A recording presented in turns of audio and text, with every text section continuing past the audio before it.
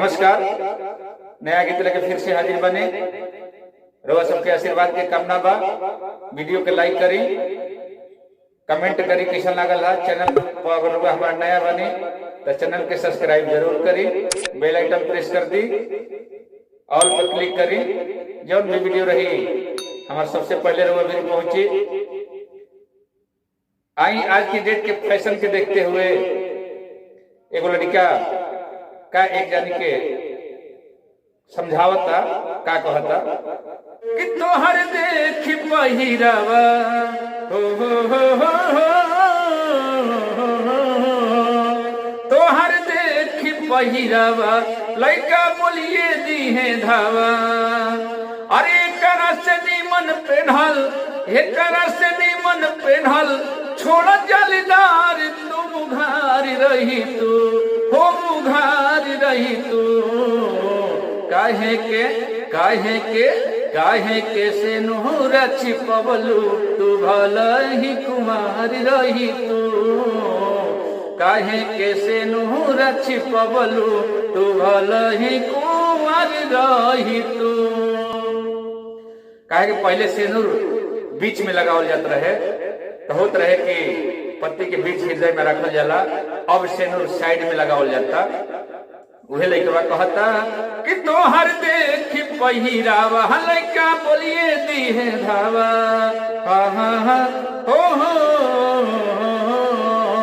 तोहर देख पहिरावा लइका बोलिए दी है धावा।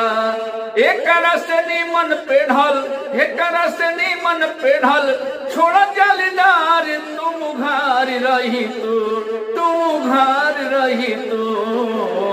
काहे के से नोहरा छिपवलू, तू भला ही कुमार रही तू। काहे के से नोहरा छिपवलू, तू भला ही कुमार रही तू। फैशन में भूली गईलू पूर्ण संस्कार हो, अजनी घुमा ऐसे मैडम देहिया उघारी हो। फैशन में भूली गईलू सब संस्कार हो, अजनी घुमा ऐसे मैडम देहिया उघार हो। मानी जाए तू कहना जब कहना, ना बेकार रही तू, ना बेकार रही तू। काहे के से नोहरा छिपवलू, तू भला ही कुमार रही तू। काहे के से नोहरा छिपवलू, तू भला ही कुमार रही तू। पहिरावा तोहर डोले ईमान हो, अब फुर्सत में गढ़ले तोहरा के भगवान हो। देखी पहिरावा डोली जाता ईमान हो, अब फुर्सत में गढ़ले तोहरा के भगवान हो। पेन्हा तू साड़ी दहिया रख तू ना उघारी, समझदार रही तू, समझदार रही तू। काहे के से नोहरा छिपवलू, तू भला ही कुमार रही तू। काहे के से नोहरा छिपवलू, तू भला ही कुमार रही तू। कहे मन में तेरा खसीना पे दुपट्टा, मार करवैबू का चलवैबू बम काटा।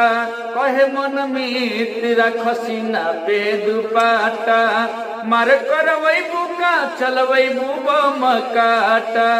आई बाबू के बात मन तू, हर लफड़ा कर तू न परियार, तू वफादार रही तू, तू वफादार रही तू।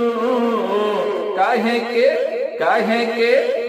के से नोहरा छिपवलू, तू भला ही कुमार रही तू। काहे के से नोहरा छिपवलू, तू भला ही कुमार रही तू। तोहर देखी पहिरावा लइका बोलिए दी है धावा। एक से नीमन पेढ़ल, एक से नीमन पेढ़ल, छोड़ जालीदार तू मुघार रही तू। काहे के से नोहरा छिपवलू, तू भला ही कुमार रही तू। काहे के से नोहरा छिपवलू, तू भला ही कुंवर रही तू। नमस्कार।